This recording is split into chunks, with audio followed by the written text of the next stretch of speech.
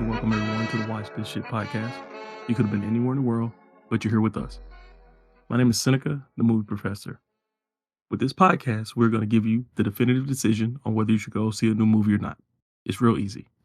If we say, watch this shit, go out and enjoy some good cinema. If we say, don't watch this shit, avoid it as you would reading a magical book that transports the reader into its narrative. Or don't. You can do what you want. It may be fun, or it may see you helplessly watching as your horse companion is slowly drowned in the bog of nothingness. You don't want to listen to us. You put your life in your own hands. This has been a much more belabored start to the year, movie-wise, than any other I have lived through. That writer's strike has us firstly struggling for many options, and secondly, struggling even more for options that are decent. Of the movies released in 2024 that I have seen so far, I have not seen any that I would recommend to our audience. That is just sad.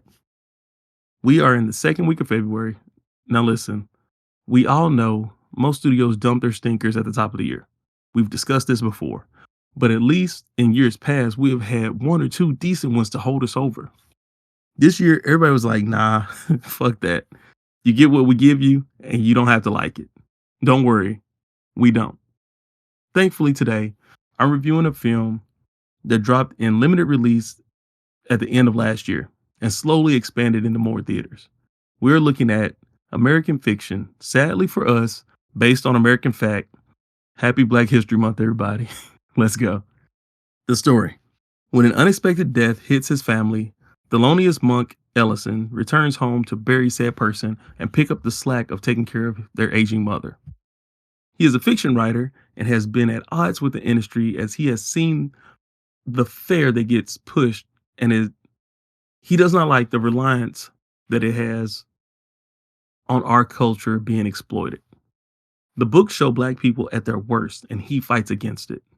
This leads him to creating a novel in the same vein as all the other ones that are bad, but as a lark, under a pen name. To his surprise, his book, the one that he wrote in jest, ends up as a bestseller and on the road to giving his pen name and the author that he is pretending to be a highly prestigious award in his craft. Will he be able to accept that he has just fed the very machine he sought to destroy? Or will he attempt to use this event to expose them for what they really are? Jeffrey Wright is the protagonist of this story. There is a reason that both he and this movie have Oscar nomination. He is fucking phenomenal in this role.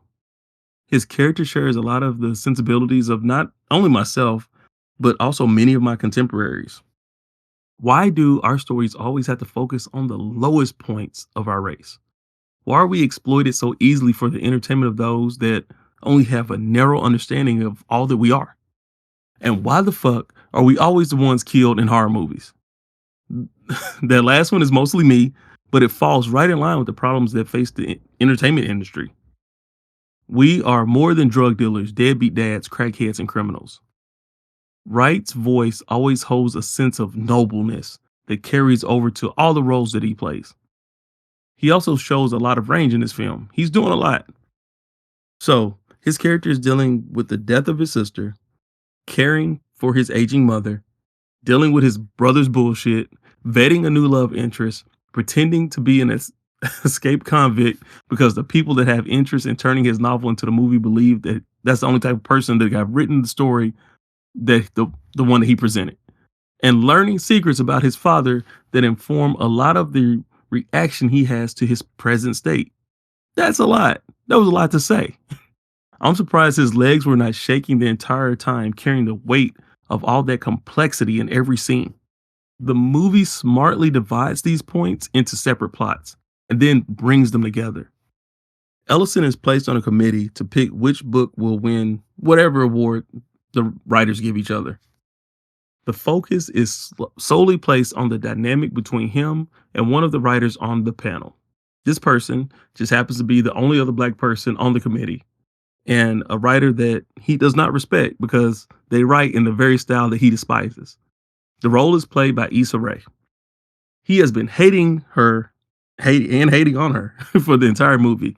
But once he finally gets to have a conversation with her, he sees that their points of view, while different, are closer in line than he imagined. The cool thing they do is play up the plot in the background until, and I didn't even think about it because so many other things were happening. They are presented his book as a nomination for the award. Because of the pen name and the story behind the author, no one ever suspects that he is the same person that wrote this dumbass book. This adds another layer as he does everything in his power to fight against it to try to get it removed from contention, then to make sure that it's not picked as the winner. One reason I was distracted is because Erica Alexander was amazing as the love interest. If you don't know her by name, that's okay. She rose to prominence as Maxine in the show Living Single, which white people appropriated into Friends. Happy Black History Month again. Hello, Nurse. Little secret, Maxine was my favorite character on this show. She was funny, smart, beautiful, relatively sexually free for that time period. All the things that I hold in high regard. Well, here, she has to contend with the unpredictable issues that come from a brilliant man that has the pressures of his job and taking care of his family all at once, just dumped on him.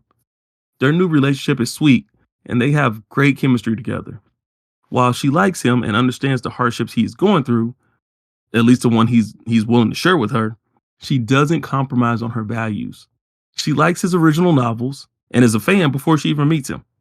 She also likes the one he wrote as a statement against that type of novel. He is angry as he doesn't see the substance in his newest book. They argue, and even though she doesn't have the full picture, she was able to stand up for liking various forms of storytelling. Just because one of us doesn't like something doesn't mean none of us should. If that's the case, we are right back to the same conversation of being monolithic. While the next plot line I'm going to discuss did bring in some interesting angles, and it's probably is definitely the reason that this film is being nominated. Hollywood loves Black struggle, and more importantly, they love Black gayness. Sterling K. Brown is on the verge of being typecast. Last year saw him star opposite Regina Hall as a pastor with undercover secrets. Now, this film, yeah, same thing. He lost his wife, family, and is estranged from his mother, all because he held on to a lifelong secret of being homosexual. That's his thing. He's gay and estranged from his family. This does lead to all the caretaking to be left up to Wright's character and adds depth to that story, but I really saw Brown as a one-note joke. It did end up providing a powerful scene between him and their mother that is suffering from dementia or Alzheimer's. I can't remember which one. Whatever. They shared a dance in the old folks' home they eventually had to take her to. During their moment of togetherness, the mother blurted out, "See, baby, I knew you wasn't one of those gays." This turned the mood sour immediately. Brown had no further conversation for any of the people in the room, but the hurt on his face spoke volumes as he slowly walked out. He was a child that always felt as if he was left out due to who he was or is. So part of the sadness he feels is from a lifetime of not being accepted by the ones that should have loved him the most. This one moment, this one scene made all the gay stuff worth it. It was played up for laughs the entire movie, but when the big emotional payoff happened, it hit hard. The movie deals with deep themes, and some may have gone over a lot of audience members' heads. They hold on a picture of the beauty test that is one of the saddest things of programming I've ever seen. For those that don't know, there was a research experiment done on children. They got children from all different races and asked them, which doll is the prettiest? All the kids would happily choose the white dolls. Damn, we have failed as a society. Well, there's a picture in a stairway that the film's protagonist, he's taking a break. There's a beautiful Black child smiling wide and holding up a white doll while the researchers are taking notes. That, just writing it makes me want to shed a tear. There is beauty in every race, but that is quickly covered up when it comes to Black people. There is ugliness in every race, but that is placed right in the display window when it comes to Black people. Let's talk about something more positive.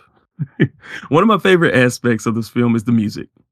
The background audio is filled with light jazz music that reminded me a lot of Birdman or The Unexpected Virtue of Ignorance, which happens to be one of my favorite movies. The music is used in time with the audio to give the scenes a rhythm, almost like watching dueling bands play against one another. I'm trying to describe the best way I can. It's not easy to describe the feeling a piece invokes in you. While not quite on the same level as Birdman's vocal jousting, this one follows in the footsteps of that film. The way the music is used to slowly push the scene in the emotional direction that was required for that particular moment is a brilliant touch. I could see myself listening to those instrumentals outside of viewing this film, especially if I were driving or writing. Perfect mood music. Final verdict: watch this shit. The performances, story, music, setting, all brilliant, top notch affair here. I hope this film gains all the accolades it deserves. The rollout was weird.